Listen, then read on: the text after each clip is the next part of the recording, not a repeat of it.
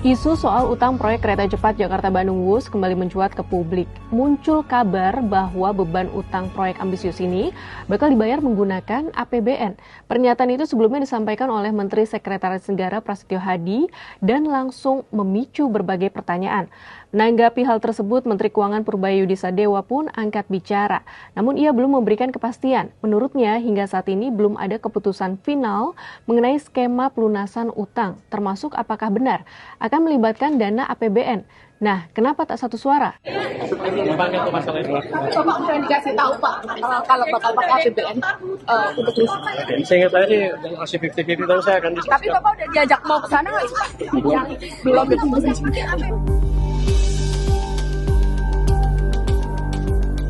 Purbay mengaku belum menerima undangan untuk terlibat dalam proses negosiasi penyelesaian utang Wus yang rencananya akan dilakukan di Cina.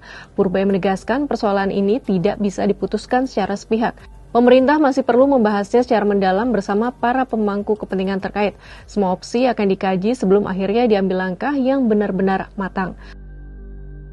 Lebih lanjut, Mensesnek Prasetyo Hadi juga menyebut bahwa pembayaran utang Wus masih dalam proses finalisasi. Saat ini negosiasi dan pembicaraan teknis dipimpin langsung oleh CEO Danantara, Rosan Roslani.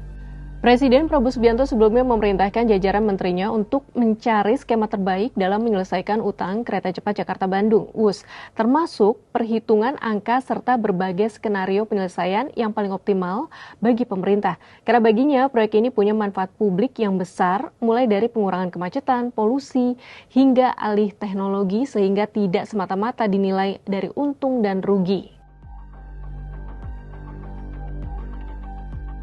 Sebelumnya, CEO Danantara Rosa menyebut porsi urusan prasarana akan diselesaikan oleh pemerintah, sedangkan keberlangsungan operasional WUS diserahkan kepada BUMN.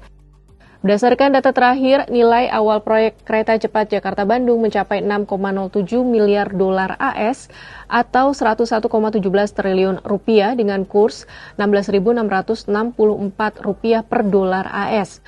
Dari jumlah itu, 4,55 miliar dolar AS atau 75,82 triliun rupiah atau 75% dibiayai Bank Pembangunan Cina atau CDB.